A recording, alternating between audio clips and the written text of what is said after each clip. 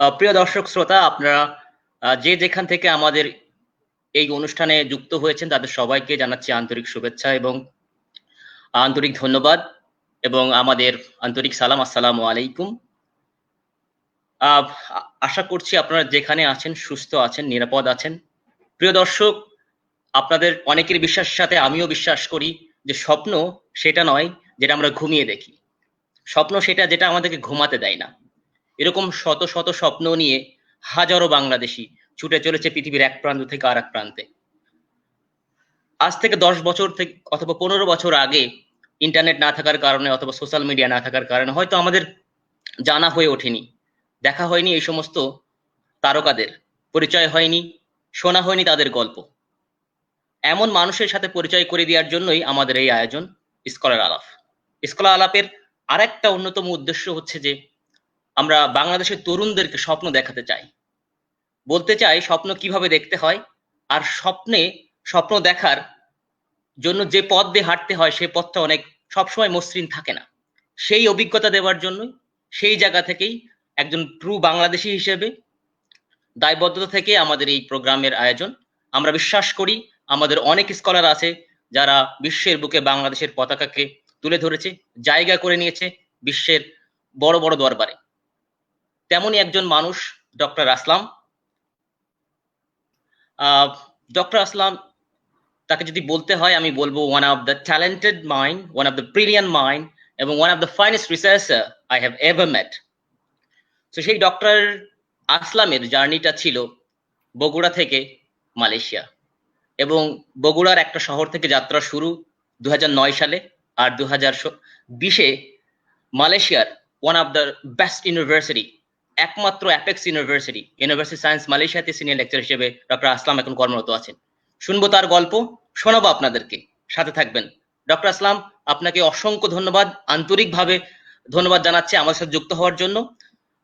যদি একটু সংক্ষেপে বলেন যে আপনার বগুড়া থেকে আজকের মালয়েশিয়ার আসার এই পথটা কেমন ছিল। ওকে, আসসালামু আলাইকুম সবাইকে যারা দেখছেন এবং পরবর্তীতে দেখবেন, সবাইকে আমার পক্ষ থেকে আন্তরিক অভিনন্দন। এবং প্রথমে আমি ধন্যবাদ জানাচ্ছি ডক্টর মাহফুজ ভাইকে, আমার শ্রদ্ধেয় ভাজন, যিনার সাথে আসলে আমার সম্পর্ক প্রায় 12টি বছর। মালয়েশিয়াতে আসার পর থেকে ওনার সাথে আমি খুব ক্লোজ হিসেবে পাইছি। তো সেই হিসেবে আমাকে আজকের এই প্রোগ্রামে আমন্ত্রণ করার জন্য আমার পক্ষ থেকে আপনাকে অসংখ্য ধন্যবাদ। এবং ধন্যবাদ জানাচ্ছি লিঙ্ক উইথকে, এরকম একটা প্ল্যাটফর্ম আমাদের মতো not a celebrity to be honest উপহার দেওয়ার জন্য, এরকম একটা স্কোপ থাকার জন্য। এটা আসলে আমাদের জন্য সত্যি একটা সৌভাগ্যের বিষয়। সো আপনি যে কথাগুলো বললেন কথাগুলো সত্যিই সত্য, যে অনেক সময় আমরা অনেক স্টোরি আমাদের অগোচরে থেকে যায়, যেগুলো আসলে হয়তো বা আমরা রিয়েল ফিল থেকে বা রিয়েল কোনো মানুষের কাছ থেকে জানতে পারি না। সো আমি আজকের এই অনুষ্ঠানে সর্বতোভাবে চেষ্টা করব আমার স্টোরিটা, কিভাবে একটা প্রত্যন্ত গ্রাম অঞ্চল থেকে আজকে আমি মালয়েশিয়ার ইউনিভার্সিটিতে চাকরি করছি পড়াশোনা শেষ করার পরে। সো সেক্ষেত্রে আমি ব্রিফলি আপনাদেরকে একটু ওভারভিউ দেব আসলে আমার লিটল বিট ব্যাকগ্রাউন্ড। সেটা হলো যে আমি 2006 সালে এসএসসি পরীক্ষা দিয়েছিলাম, 2008 সালে এইচএসসি, তারপরে আমি আসলে 2009 সালে বাংলাদেশ এগ্রিকালচার ইউনিভার্সিটি ময়মনসিংহে ভর্তিও হয়েছিলাম। এবং ভর্তি থাকাকালীন অবস্থায় আমার লাইফে একটা টার্নিং পয়েন্ট আসে, সেটা হলো একটা স্কলারশিপ পাই মালয়েশিয়া থেকে। স্কলারশিপটা আপনার মালয়েশিয়ান গভর্নমেন্টের মাধ্যমে, যেটা বাংলাদেশে গ্রামীণ ব্যাংকের মাধ্যমে কোঅর্ডিনেট করে। সো আমি যখন স্কলারশিপটা পাই, যেটার মাধ্যমে মালয়েশিয়াতে এসে একটা ইউনিভার্সিটিতে ব্যাচেলার ডিগ্রি করার সুযোগ সম্পূর্ণ ফ্রি ভাবে এবং যাবতীয় খরচ মালয়েশিয়ান সরকার বহন করবে, এরকম একটা স্কলারশিপের সুযোগ আমার হয়েছিল। এবং আমি আমার জীবনে সেই অপরচুনিটিটাকে একটা বড় ধরনের টার্নিং পয়েন্ট হিসেবে দেখি আজও। কারণ আমার পক্ষে এবং আমার ফ্যামিলির পক্ষে আসলে দেশের বাহিরে গিয়ে পড়াশোনা করার মতো ক্যাপাসিটি বা অ্যাবিলিটি আমি বলবো দুইটার একটাও ছিল না। কিন্তু এই স্কলারশিপের সুবাদেই আমি আর আজকে এখানে আসা। তো সেক্ষেত্রে আমি আসলে অত্যন্ত কৃতজ্ঞ এই মালয়েশিয়ান গভর্নমেন্টের প্রতি, কারণ তারা এরকম একটা সুযোগ সৃষ্টি করেছে আমাদের মতো যাদের ক্যাপাসিটি নেই কিন্তু হয়তোবা তাদের ট্যালেন্ট আছে, তারা পারবে এরকম একটা সুযোগ দেওয়ার জন্য। এবং অবশ্যই সেটাই ছিল আসলে দেশের বাইরে প্রথম। এবং টু বি অনেস্ট এই জার্নিটা আসলে কখনো স্মুথ না। আমার মনে হয় যারা দেশের বাইরে আসছে তারা সবাই আমার সঙ্গে একমত হবে যে যখন আমরা দেশের বাইরে আসি, যখন আমাদের বয়স 18-19 ছিল এবং সেই সময় বাবা মা ছাড়া, আত্মীয় স্বজন ছাড়া, এটা আসলে কখনোই মসৃণ একটা পথ নয়। এবং আমি যখন প্রথমে মালয়েশিয়াতে আসি তখন এখানে অনেক সমস্যা ছিল ছোটখাটো, যেগুলো আসলে আমি ডে বাই ডে মিটিগেট করার চেষ্টা করেছি। প্রথমত আমরা তো আসলে বাংলা মিডিয়ামে পড়াশোনা করছি, গ্রামের স্কুলে পড়াশোনা করছি, আমাদের তো আসলে এরকম ইংলিশ বা কমিউনিকেশন একটা সুযোগ কম ছিল, নাই বললেই চলে। যখন আমরা ইউনিভার্সিটিতে ভর্তি হয়েছিলাম তখন হয়তো অল্প সময়ের জন্য একটা স্কোপ ক্রিয়েট হয়েছিল, কিন্তু সেটা তো ওইভাবে কন্টিনিউ হয়নি। তারপরে এখানে আসার পরে যখন দেখতে পারলাম বা বুঝলাম যে এখানে সম্পূর্ণ ইংলিশ মিডিয়ামে পড়াশোনা যাবতীয়, সো প্রথমে এই ল্যাঙ্গুয়েজ ইস্যুটা একটা ব্যারিয়ার ছিল। বাট অবশ্যই ইউনিভার্সিটি এক্ষেত্রে অনেক আন্তরিক, তাদের বিভিন্ন ল্যাঙ্গুয়েজ ট্রেনিং প্রোগ্রাম আছে যার মাধ্যমে আমি মোটামুটি 6 মাসের মতো একটা কোর্স করেছিলাম। করার পরে দেখা গেছে যে আমি এই ইংলিশে আমার একটা স্কিল চলে আসছে, কমিউনিকেশন থেকে শুরু করে যাবতীয় ব্যাপারে। তখন আমি আসলে এলিজিবল হই ইউনিভার্সিটির রিয়েল প্রোগ্রামে ভর্তি হওয়ার জন্য। তো যখন আমি আসলে ভর্তি হলাম, ভর্তি হওয়ার পরে অবশ্যই আমি আসলে সায়েন্স ব্যাকগ্রাউন্ডে ছিলাম, কিন্তু সায়েন্স থেকে আমি এখানে এসে টুইস্ট করলাম আসলে নন সায়েন্স একটা ফিল্ডে, সেটা হলো ইকোনমিক্সে।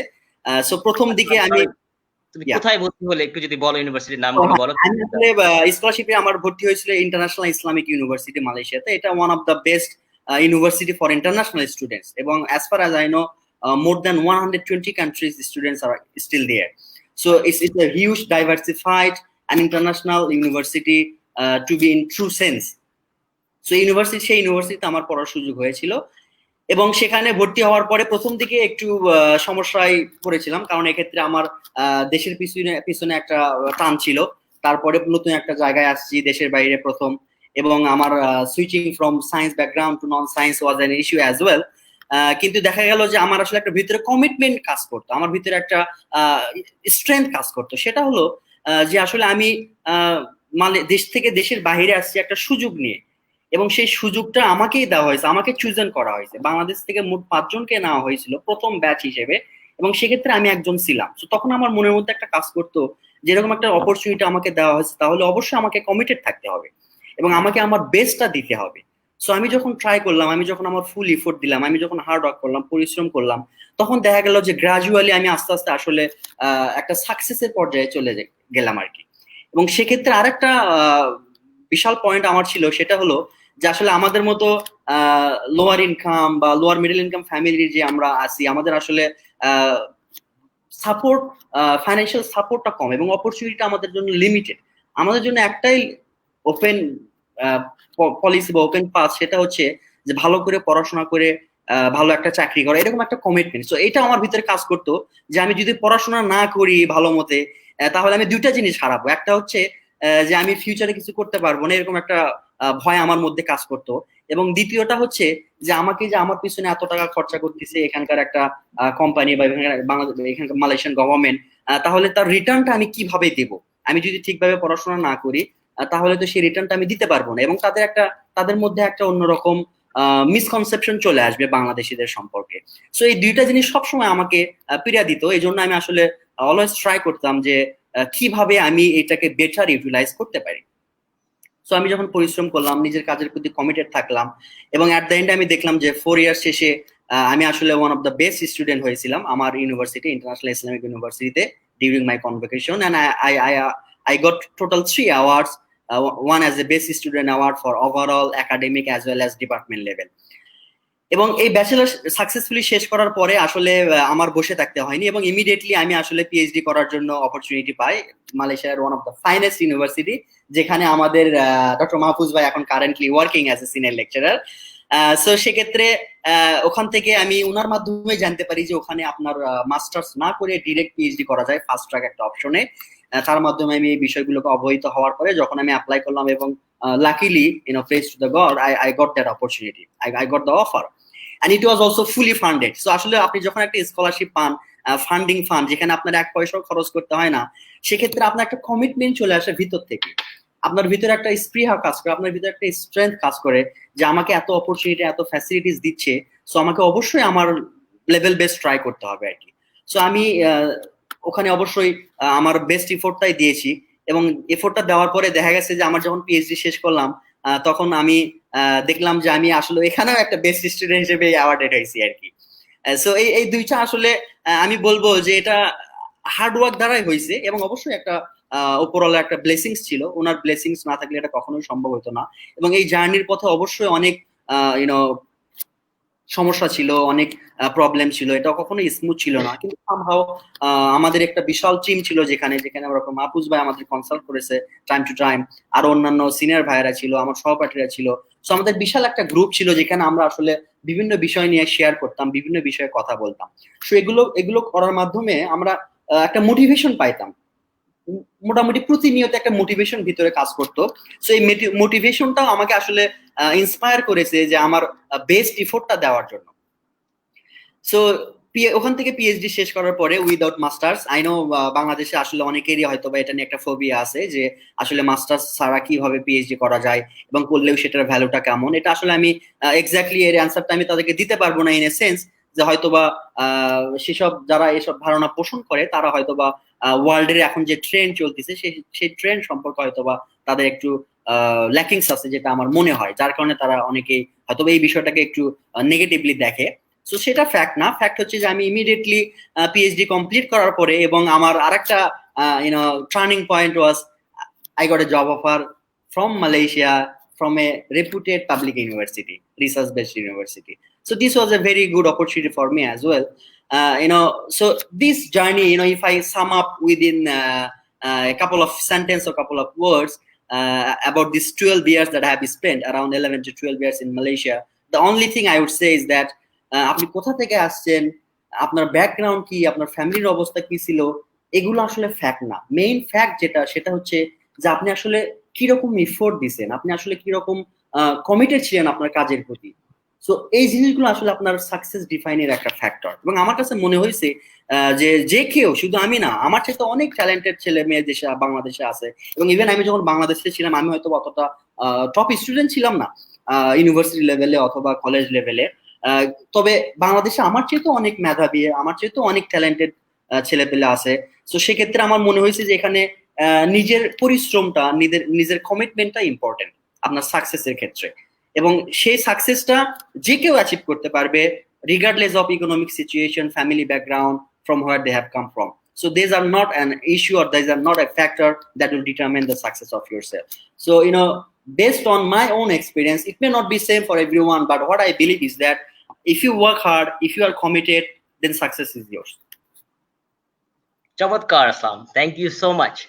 এইভাবে তুমি যে বিষয়গুলো খুব সংক্ষেপে উল্লেখ করেছো, একটু জানতে চাইবো যে তুমি অনার্স যখন শুরু করেছো, অনার্সের জীবনটা, আন্ডারগ্রেডের জীবনটা 4 বছর, অনেক মানুষের হৃদয় জয় করেছো, সেই সাথে সাথে ইউনিভার্সিটির অথরিটিরও হৃদয় জয় করেছো এবং পেয়েছো 3টা অ্যাওয়ার্ড পেয়েছো। এটা ফ্যাকাল্টি বেস্ট স্টুডেন্ট, ওভারঅল ডিপার্টমেন্টে পেয়েছো। তো এই যে স্কলারশিপ গুলো, এই যে তুমি অ্যাওয়ার্ড গুলো পেলে, হ্যাঁ, তারপরেও যে ধরে রাখলে তুমি পড়াশোনা, যে পরবর্তী পাওয়ার জন্য, এটা একটা যে অ্যাওয়ার্ড গুলো আসলে তোমার ডে 1 থেকে তুমি কিভাবে শুরু করেছিলে, তোমায় কি কোনো টার্গেট নিয়ে শুরু করেছিলে কিনা, এটা একটা। আর অনার্সের পরে যখন তুমি পিএইচডির একটা সুযোগ পেলে, এটাও একটা স্কলারশিপ, সেটাকে বলা হয় bright spot, and I believe you are the true bright spot. Thank you. সেই জায়গা থেকে ওখানেও তুমি ব্রাইট স্পট একটা স্কলারশিপ পেলে, আমি বলবো one of the prestigious scholarship ever introduced by Malaysian government, right? So সেই জায়গা থেকে তুমি ওটাও পেয়েছো, আর সেখানেও মানুষের হৃদয় জয় করেছো এবং শেষ পর্যন্ত বেস্ট রিসার্চার স্টুডেন্ট হিসেবে তুমি একটা অ্যাওয়ার্ড পেয়েছো। এবং তারপরে শুরু হয়েছে তোমার বর্ণাঢ্য জীবন, আমি বলবো কর্মজীবন শুরু হয়েছে। সেখানেও এই ইউএসএম প্রায় 2 বছর আছো, ইউনিভার্সিটি সায়েন্স মালয়েশিয়াতে, সেখানেও অনেক মানুষের হৃদয় জয় করেছো। কিন্তু সেই মাঝে একটা বিশেষ মানুষের হৃদয় জয় করে ফেলেছিলে। তো সেখান থেকেই তোমার আর একটা জীবনের শুরু, শুভ জীবনের শুরু, হ্যাঁ, বিবাহিত জীবনের শুরু।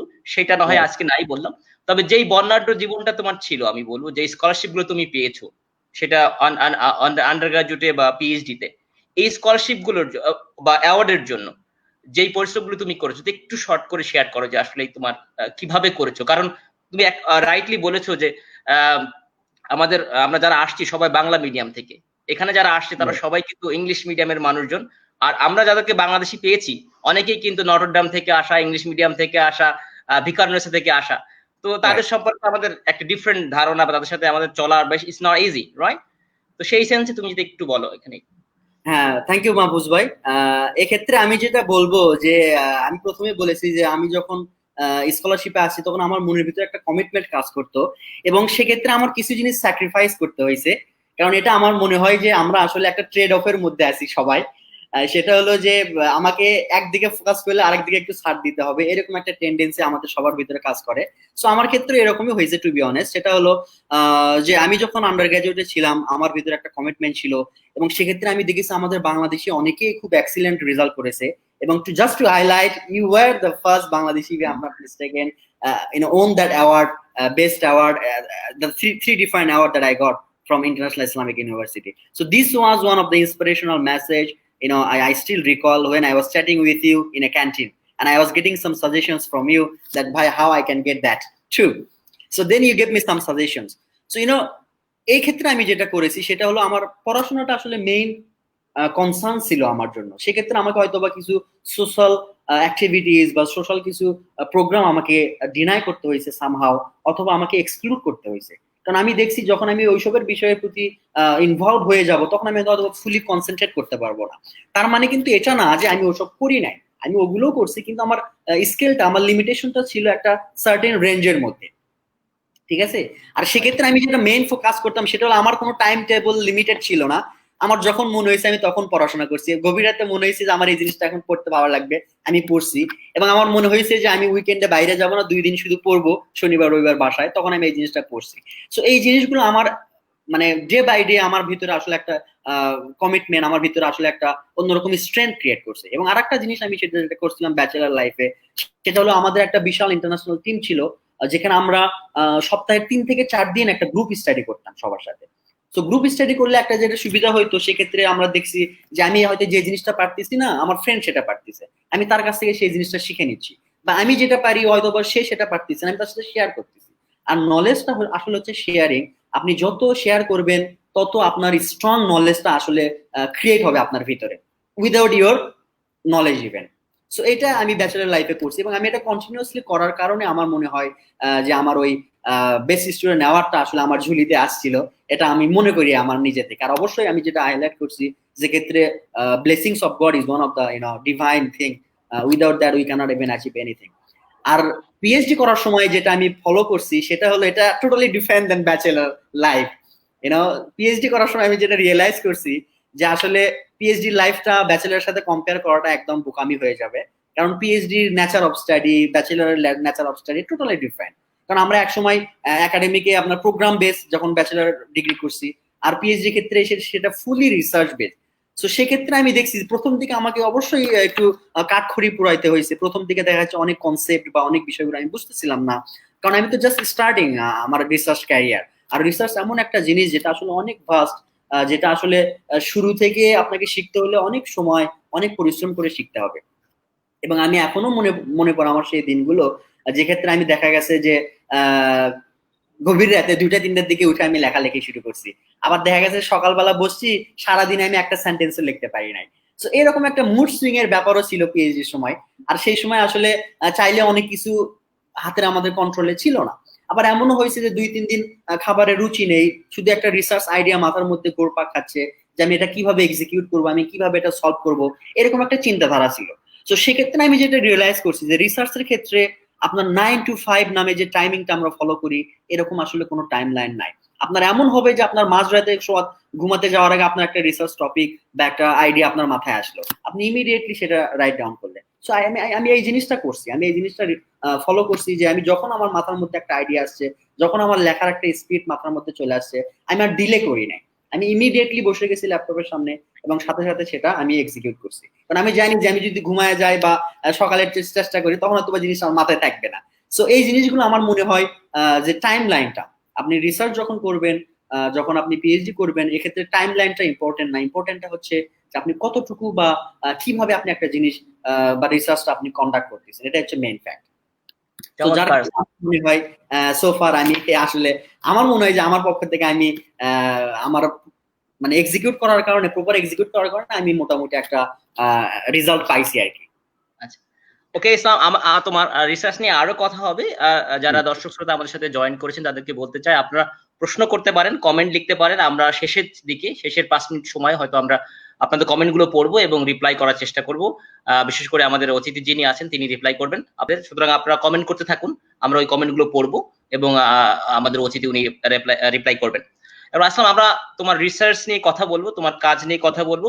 তার আগে আমাদের বাংলাদেশের জনসংখ্যার বিরাট একটা অংশ তরুণ। যেই বয়সে তুমি মালয়েশিয়াতে এসেছো এরকম তরুণ, একেবারে টকবগা মানে তরুণ। এই তরুণ মানুষগুলো আজকে তুমি দেখো আমাদের টিকটকের যুগে বলো বা বিভিন্ন ভাবে ডিস্ট্রাক্ট হচ্ছে, বা তারা হতাশ হচ্ছে, হয়তো চাকরিরও এরকম সুযোগ নেই বা চাকরি পাচ্ছে না, বা আরো অনেক সমস্যা আছে। সবকিছু মিলিয়ে তারা ঠিক তাদের স্বপ্নগুলো একেবারে ছোট হয়ে আসছে। তারা কেন জানি ভাবতে পারছে না যে আসলে আমরা কি ওই ওই বাইরের বিশ্বটাকে দেখতে পাবো, ওখানে যেতে পারবো। তো এই যে হতাশা তরুণদের মধ্যে কাজ করছে, তো সেই জায়গা থেকে মানে তোমার একটা যদি কোনো মেসেজ থাকে, পরামর্শ থাকে তরুণদের জন্য। হ্যাঁ, থ্যাংক ইউ ডক্টর মাহফুজ ভাই। আসলে এটা খুব ভালো একটা কোয়েশ্চেন এবং এমন একটা হেভি ওয়েট কোয়েশ্চেন করছেন যেটার অ্যান্সার আসলে আমি যোগ্য কিনা দেওয়ার মতো সেটা আমি নিজেও জানি না। কারণ হতাশা আমার মনে হয় প্রত্যেকটা মানুষের লাইফে আছে কম বেশি, এটা হয়তো বা ম্যাগনিটিউডটা ভ্যারি করে পার্সন টু পার্সন। তবে আমার যেটা মনে হয় যে আসলে হতাশাকে যখন আপনি প্রশ্রয় দেবেন সেটা গ্রো করবে, সেটা বাড়তে থাকবে, সেটা কখনো কমবে না। সো আর হতাশা কমানোর উপায় যেটা সেটা হলো যে আপনি অন্যের উপর নির্ভরশীল না হয়ে আপনি আপনার ইফোর্টটা দেন। আমি যদি ইফোর্ট না দিয়ে শুধু সারাদিন হতাশায় ভুগি তাহলে এক্ষেত্রে কাউকে ব্লেম করার মতো সুযোগ নেই। আর আমাদের বাংলাদেশের ইয়াং জেনারেশন প্রেক্ষাপটে যদি আমি বলি, আমিও একসময় ইয়াং ছিলাম এবং বাংলাদেশের প্রেক্ষাপট সম্পর্কে আমরা সবাই অবগত যে আমাদের পপুলেশনের তুলনায় অপরচুনিটির সংখ্যা অনেক কম। এক্ষেত্রে দেখা যায় যে অনেক ভালো ভালো স্টুডেন্ট, অনেক ভালো ভালো কমিটেড ছেলে মেয়েও এই সিস্টেমের বাহিরে পড়ে যাচ্ছে সামহাও বাই ডিফল্ট, যেটা আসলে আমাদের বিয়ন্ড কন্ট্রোল, এটা আমরা কেউ কন্ট্রোলেও রাখতে পারতেছি না। তো সেক্ষেত্রে আমি বলবো যে আসলে মানুষের লাইফে আমার মনে হয়, আমার আমার বিশ্বাস যে একটা সময় না একটা সময় একটা অপরচুনিটি আসবে, সেটা টুডে অর টুমরো, তবে একটা সময় একটা সুযোগ মানুষের জীবনে আসবে, সেটা প্রপারলি গ্রহণ করে সেটা প্রপারলি এক্সিকিউট করতে হবে। সো আমার ইয়াং জেনারেশনের প্রতি যে মেসেজ সেটা হলো যে হতাশায় না ভুগে তোমরা তোমাদের বেস্টটা দেওয়ার চেষ্টা করো। Opportunity today or tomorrow will come, then you just grab it. So এই হতাশায় না ভুগে, হতাশায় ভুগে নিজের জীবনকে নষ্ট করার চাইতে আমার মনে হয় যে তুমি তোমার বেস্ট চেষ্টা করো, যে যে পজিশনে আছে, যে স্কুলে বা কলেজে বা ইউনিভার্সিটি যে যেখানে আছে তার বেস্টটা দেওয়ার চেষ্টা করা, এবং তার ভিতরে যদি ট্রু মেরিট থাকে, ট্রু ট্যালেন্ট থাকে, someone will pick it, I am sure. Okay, প্রিয় দর্শক শ্রোতা, আপনারা যারা দেখছেন তারা অন্যকে দেখার সুযোগ করে দিতে পারেন, শেয়ার করে লাইক করে আরো বেশি ভিউ করতে পারেন। হয়তো এটা আমাদের ইয়াং, শুধু ইয়াং সমাজের জন্য না, আমি বলবো এটা সবার জন্যই। আমাদের যারা আদর্শের মানুষ, যারা বিভিন্ন জায়গায় সার্ভ করছে তাদেরকে নিয়ে আমাদের কথা, এই স্কলার আলাপ, এবং আমরা আশা করছি এটা ধারাবাহিকভাবে চলবে। বিশ্বের বিভিন্ন প্রান্তে আমাদের যে সমস্ত মানুষগুলো রিসার্চ করছে বা পড়াচ্ছেন, যাদের বর্ণাঢ্য জীবন রয়েছে, সেই সমস্ত মানুষের জীবনগুলোকে তুলে ধরার চেষ্টা করব। তো আপনারা আমার সাথে থাকবেন, শুনতে থাকবেন, এবং আমরা চেষ্টা করব ওই সমস্ত মানুষদের স্টোরিগুলো তুলে ধরার জন্য। আসলাম, এবার আসবে একটু রিসার্চের দিকে। আমাদের অনেকেই বাহিরে মাস্টার্স পিএইচডি করতে চায়। এখন তারা যখন বিভিন্ন ইনফরমেশন সার্চ করে যে কোথায় যাব, হ্যাঁ কোথায় পিএইচডি করতে যাব, সেপারেট পিএইচডি ধরো, কোথায় পিএইচডি করতে যাব, সেক্ষেত্রে আমি তোমাকে 4টা বা 5টা অপশন দিচ্ছি, তুমি একটু র্যাঙ্ক করবা যে কোনটা বেশি ইম্পর্টেন্ট তোমার কাছে, এটা তোমার একান্ত ব্যক্তিগত। তো তারা, হ্যাঁ তারা, এখন আমি আমি কোনো অর্ডারে বলবো না, তুমি অর্ডারটা দিবা যদি সম্ভব হয়। হ্যাঁ, একটা হচ্ছে পটেনশিয়াল সুপারভাইজারদের যোগ্যতা বা পজিশন, প্রফেসর কিনা বা সিনিয়র লেকচারার কিনা এইটা দেখবে, নাকি ইউনিভার্সিটি র্যাঙ্কিং, তারপরে যে ফ্যাকাল্টিতে যাচ্ছে সেই ফ্যাকাল্টির সুযোগ সুবিধা, বা কোন দেশ সেটা, নাকি সুপারভাইজারকে লিখে যে ওনার যোগ্যতা ছাড়া উনি কতটা হেল্পফুল। এই যে 4-5টা যদি বলো তাহলে তুমি কোনটাকে একেবারেই প্রথমে রাখছো এবং কেন রাখছো, যদি সংক্ষেপে বলো। হ্যাঁ, থ্যাংক ইউ মাহফুজ ভাই। আসলে কোশ্চেনটা খুব ইম্পর্টেন্ট। যারা পিএইচডি করতে চায় বা ফিউচারে করবে তারা এখন potentially looking for some universities. So এক্ষেত্রে আপনি যে ক্রাইটেরিয়া গুলো দিচ্ছেন এগুলো আসলে true parameters that you can consider to get enrolled in a PhD program. So এক্ষেত্রে আমি যদি একটু সাম আপ করি, এবং এখানে দুই একটা ফ্যাক্টর যেগুলো আছে যেগুলো ভেরি ক্রুশাল আমাদেরকে রিয়েলাইজ করতে হবে বা আমাদেরকে কনসিডার করতে হবে, তার মধ্যে প্রথম যেটা আমি মনে করি সেটা হচ্ছে ইউনিভার্সিটি র্যাঙ্কিং। আমার কাছে ইউনিভার্সিটি র্যাঙ্কিংটা ভালো একটা প্যারামিটার বলে মনে হয় পিএইচডি এনরোলমেন্টের জন্য। কারণ আমরা যদি দেখি একটা ভালো ইউনিভার্সিটির ভালো স্টাফ থাকবে, ভালো রিসার্চার থাকবে, ভালো একাডেমিশিয়ান থাকবে, এইগুলো ভালো থাকার কারণেই তারা একটা ভালো ইউনিভার্সিটি র্যাঙ্ক হয়েছে, ইন্টারন্যাশনালি রিকগনাইজ। সো এই ক্ষেত্রে আমরা যদি একটা ভালো ইউনিভার্সিটি পিক করি, তো আমাদের দেখা যাবে যে সেই ভালো ইউনিভার্সিটির সুবাদে আমরা ভালো একটা সুপারভাইজারও পেতে পারি। কারণ ভালো সুপারভাইজারের যদি এক্সিস্টেন্স ওই ইউনিভার্সিটিতে না থাকতো, তাহলে কিন্তু সেই ইউনিভার্সিটি ভালো র্যাঙ্ক পেতো না। সো এক্ষেত্রে ভালো ইউনিভার্সিটি চুজ করলে আমরা অটোমেটিক্যালি ভালো একটা সুপারভাইজার পাওয়ার চান্সটা অনেক হাই, রিলেটিভলি হাইলি কোয়ালিফাইড ভালো supervisor. Just to give some example, University Malaya now ranked number 1 in Malaysia, and even if I'm not mistaken, 56th around the world. So this is very good achievement.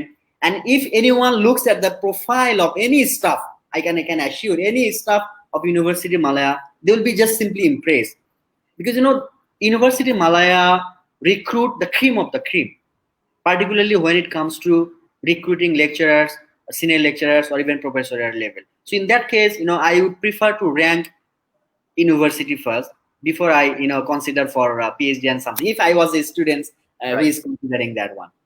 আবার country, তুমি কান্ট্রিকে কিভাবে মনে করো? আমাদের দেশে একটা জিনিস কাজ করে যে তুমি কি ইউরোপে যাচ্ছ, নাকি আমেরিকাতে যাচ্ছ, না মালয়েশিয়াতে যাচ্ছ বা চায়নাতে যাচ্ছ। তো আমাদের আসলে একটা জিনিস কিন্তু মাছ পিপলের মধ্যে এখনো এই কনসেপ্টটা আছে যে ইভেন আমি ছোট্ট একটা শেয়ার করে হয়তো আমি একজনকে বলেছিলাম, একটা শিক্ষিত মানুষ যে মাস্টার্স পাস করা, তাকে বলছিলাম যে সিঙ্গাপুরে অনেকেই পড়ে এরকম তো বলছে সিঙ্গাপুরে, না তুমি ইউরোপে পড়তে পারো। অথচ সিঙ্গাপুরে যে ইউনিভার্সিটি গুলো আছে সেগুলো ইভেন এনিওয়েজ হার্ভার্ডের ইকুইভ্যালেন্ট। তো এই যে জিনিসগুলো আমাদের এই কনসেপ্টটা যদি আসে, কেউ যদি আমেরিকার একটা খুব নর্মাল কলেজ বিশ্ববিদ্যালয় থেকেও যদি পড়ে আসে, আর একজন যদি সিঙ্গাপুরের এনইউএস থেকে পড়ে আসে, হয়তো অনেকে আমরা এই পার্থক্যটা অন্যভাবে করবো, মানে এটা হয়। তো সেক্ষেত্রে তুমি কান্ট্রিটাকে কেমন ভাবে দেখছো তোমার অভিজ্ঞতায়, বা তুমি অনেক দেশ ঘুরেছো সেই জায়গা থেকে? হ্যাঁ, এটা খুব ভালো একটা কোশ্চেন, এবং জাস্ট আমার পার্সোনাল পার্সপেক্টিভ থেকে আমি বিষয়টা বলছি, কারণ আমার আসলে এই কয়েক বছরে রিসার্চের সুবাদে আমার 10-12টা দেশ ঘোরা হয়েছে বিভিন্ন কনফারেন্সের মাধ্যমে। তো সেক্ষেত্রে আমি একটা জিনিস রিয়েলাইজ করছি যে country may be a factor to some extent, কিন্তু এখানে ইউনিভার্সিটিটা one of the main requirement, one of the main parameter that we should look for. কারণটা হচ্ছে কি, মালয়েশিয়ার কিছু ইউনিভার্সিটি এখানে স্টিল আছে যেগুলো অনেক নর্থ আমেরিকান ইউনিভার্সিটির চেয়ে যথেষ্ট ভালো। কারণ নর্থ আমেরিকা আমরা বলতে কানাডা, ইউএস বলতে যে সেখানে ভালো ইউনিভার্সিটি আছে তা না, সেখানে কিছু খারাপ ইউনিভার্সিটিও আছে। আর আমার যেটা মনে হয় যে আমাদের ভিতরে একটা সোশ্যাল স্টিগমা কাজ করে, আমরা বাংলাদেশিদের মধ্যে একটা রং পারসেপশন আছে, আমি যেটা বলবো আমার পার্সোনালি, যে আমরা শুধু ওই দেখি যে কোন দেশ থেকে আসছে, কিন্তু কোন ইউনিভার্সিটি থেকে আসছে এই জিনিসটা আমরা রিয়েলাইজ করি না। আর এখনকার যুগে আমার মনে হয় মোটামুটি এটা পারসেপশনটা চেঞ্জ হচ্ছে গ্রাজুয়ালি, কারণ এখন মানুষ বুঝতে শিখছে যে ভালো কোনটা খারাপ কোনটা।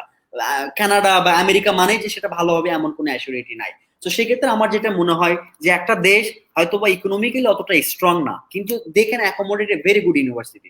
আমি থাইল্যান্ডের একটা ইউনিভার্সিটিতে গেছি, ওদের ফ্যাসিলিটি দেখে আমার কাছে মনে হয়েছে যে দে আর ওয়ার্ল্ড ক্লাস। তারপর আমি চায়নাতে গেছি, তাদের ফ্যাসিলিটিস দেখে আমার কাছে মনে হয়েছে তারা ওয়ার্ল্ড ক্লাস। সো এক্ষেত্রে আমরা যদি কান্ট্রির সাথে ইউনিভার্সিটি কম্পেয়ার করি, এটা মনে হয় একটা রং কম্পারিজন হবে। কারণ একটা কান্ট্রি রিলেটিভলি উইক হতে পারে, কিন্তু তাদের এডুকেশনাল ফ্যাসিলিটি ফাইনেস্ট হতে পারে, বেস্ট হতে পারে। এটা আসলে আমার মনে অনেকে আমরা জানি না, যার কারণে এরকম একটা রং পারসেপশন নিয়ে থাকি যে আমরা হয়তো বা নর্থ আমেরিকা থেকে ডিগ্রি নাই থেকে এটার ভ্যালু কম, বা এরকম একটা পারসেপশন। আমার মনে হয় এটা আসলে রং, এটা আসলে ঠিক না।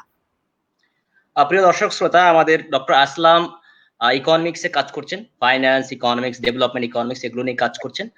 আর এ যাবৎ পর্যন্ত এত অল্প বয়সে, আমি বলবো ঠিক 9 ইয়ার্স টাইম, মানে একেবারে 9 বছরে 30টার মতো একেবারে টপ জার্নালে পাবলিশ করা is not a joke, it's no joke. তো সেটা সে করতে পেরেছে, এবং এখন চেষ্টা করবো আমরা জানার জন্য যে যখন তুমি কোনো জার্নালে সাবমিট করো, হ্যাঁ, বা তুমি তো অনেক জায়গার রিভিউয়ার বা এডিটোরিয়াল বোর্ডেও আছো, বা তুমি বিভিন্ন রিসার্চ প্রজেক্টে কাজ করছো, রিসার্চ প্রপোজাল তৈরি করো, বিভিন্ন পিএইচডি স্টুডেন্টদের রিসার্চ প্রপোজাল দেখো, তাই না?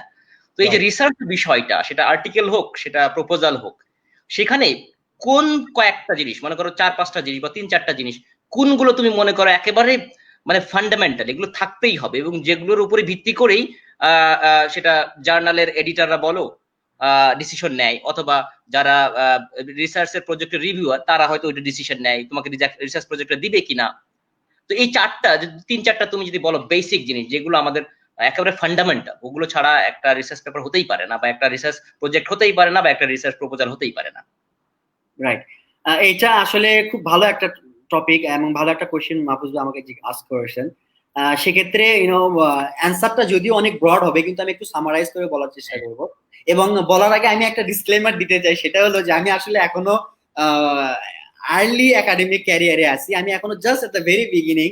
আর রিসার্চ এমন একটা ভাস্ট টপিক যেটা আসলে আমি পুরো স্বাদটা এখনো পাইনি, টু বি অনেস্ট। আমি জাস্ট শিখতেছি এখনো, আমি এখনো মানে শিখার ল্যাডারে এখনো বিগিনিং পর্যায়ে আছি। সো সেটার আলোকে, সেটার পার্সপেক্টিভে আমি যদি শেয়ার করি, তাহলে মেইন জিনিস আমি যেটা বলবো, সেটা জার্নাল আর্টিকেল হোক বা সেটা প্রপোজাল হোক, এক্ষেত্রে আপনার হচ্ছে মেইন জিনিসটা, ক্রুশাল পয়েন্টটা হচ্ছে আইডিয়া। আপনার আইডিয়াটা কতটা ইনোভেটিভ, আপনার আইডিয়াটা কতটা অথেন্টিক, আপনার আইডিয়াটা কতটা ইউজফুল এবং কতটা ইম্প্যাক্ট ক্রিয়েট করতে পারবে, এটা হচ্ছে একটা মেইন জিনিস, যেটা বিভিন্ন জার্নাল, বিভিন্ন প্রপোজালে, বিভিন্ন অর্গানাইজেশন গুলো এই জিনিসটা দেখে।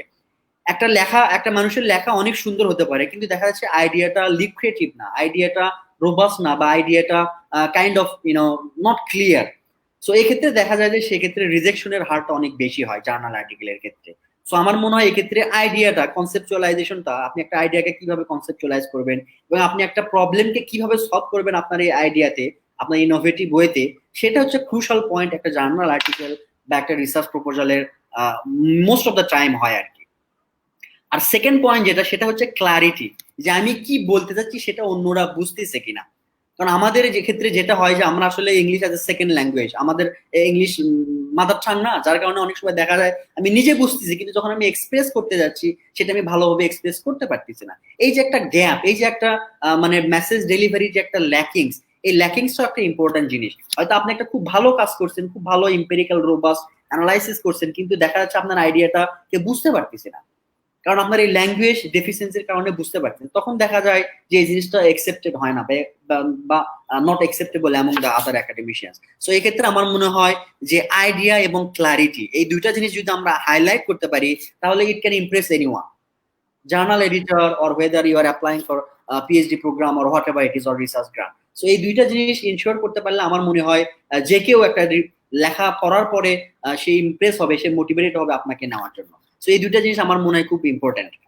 আচ্ছা আসলাম, তুমি যে আইডিয়ার কথা বলছো, চমৎকার একটা আইডিয়া থাকতে হবে, এইটা আসলে এই আইডিয়াটা আমরা পাবো কোথায়? প্রশ্ন হচ্ছে, সবাই বলে যে স্যার একটা টপিক দেন বা ভাই একটা টপিক দেন। এই আইডিয়াটা মানে এই যে তুমি যেটা যেটা বলতে চেয়েছো যে একেবারেই আনকরা একটা ইনোভেটিভ, যেটা চমৎকার একটা মানুষ ইমপ্রেস হবে, এরকম একটা আইডিয়া, এটা পাওয়ার কোনো ছোটখাটো বা কোনো পদ্ধতি আছে কিনা, যদি থাকে একটু শেয়ার করো। এক্ষেত্রে সলিউশন একটা আমার যেটা মনে হয়েছে, সেটা হচ্ছে রিড রিড এন্ড রিড। আপনি যদি না পড়েন, আপনি যদি এই লিটারেচার সম্পর্কে আইডিয়া না থাকেন, তাহলে আপনার আইডিয়া আসবে না। এবং আপনি যখন একটা লেখা পড়বেন অন্য কারো দ্বারা, রিসার্চ বাই সামওয়ান, তখন আপনি যখন একটা রিসার্চ আর্টিকেল পড়বেন, যখন আপনি একটা লিটারেচার পড়বেন, তখন আপনার ভিতরে একটা ওই বিষয়ের সম্পর্কে একটা ইন্টারেস্ট ক্রিয়েট হবে। তখন আপনি যখন স্ক্রুটিনাইজ করবেন, গো ডিপার করবেন, তখন আপনি দেখবেন যে আপনার ভিতরে আস্তে আস্তে অন্যরকম একটা আইডিয়া চলে আসতেছে। সো এক্ষেত্রে একটাই সলিউশন, একটাই ওয়ে, সেটা হচ্ছে আপনাকে প্রচুর পড়তে হবে। এবং সেই পড়াটা যে কোনো সময়, যে কোনো প্লেসে এবং যে কোনো মাধ্যমে হতে পারে। এবং from my self, sometimes I write a research paper based on a news paper article. Meaning to say that, আমি যখন একটা নিউজ পেপার আর্টিকেল পড়ি, তখন আমি দেখি আইডিয়াটা আসলে খুব সুন্দর, এবং এরকম একটা টপিক, এরকম একটা আইডিয়া আমাদের এক্সিকিউট করা উচিত প্রপার রিসার্চ ওয়েতে, সাইন্টিফিক ওয়েতে। সো এক্ষেত্রে আমি যদি নিউজ পেপারটা না পড়তাম, তাহলে হয়তো আমি এই কারেন্ট অনগোয়িং সিচুয়েশন সম্পর্কে জানতে পারতাম না, এবং সেই সম্পর্কে আমি রিসার্চও করতে পারতাম না। সো এই ক্ষেত্রে আমার যেটা মনে হয় যে কাউকে একটা আইডিয়া জন্য রিকোয়েস্ট করার চাইতে, আমি যে বিষয়ের প্রতি ইন্টারেস্টেড, সেই বিষয়ের প্রতি আমাকে পড়তে হবে। আমি যখন পড়বো, তখন অটোমেটিক্যালি আমি ওখানে কি গ্যাপ আছে, ওখানে কোন জিনিসটা আমি ফিট করতে পারবো, এই আইডিয়াটা আমাদের মধ্যে চলে আসবে। So idea is equals to reading, আমার কাছে যেটা মনে হয়েছে। আর এটাও কি হতে পারে যে, মনে করো যেগুলো রিসেন্ট আর্টিকেল পাবলিশ হয়েছে, একেবারেই আনকরা, মনে করো লাস্ট 2 মান্থসে অথবা লাস্ট ইস্যুতে, সেই ইস্যুগুলো যদি তুমি পড়ো ভালো ভালো জার্নালে, তাদের কনক্লুশনে কিন্তু কিছু ফিউচার রিসার্চ এর কথা বলা থাকে। এক্স্যাক্টলি, হ্যাঁ। সেটা হচ্ছে যে একটা ভালো রিসার্চ পেপারের একটা ক্রাইটেরিয়া হচ্ছে যে তারা ফিউচার ডিরেকশন দিবে অন্যান্য রিসার্চারদেরকে বেসড অন দেয়ার লিমিটেশনস। কারণ অনেক সময় দেখা যায় যে একটা researcher based on lack of resources or some other issues, they can not complete everything. আর একটা রিসার্চ পেপারে আপনি সবকিছু দিতে পারবেন না।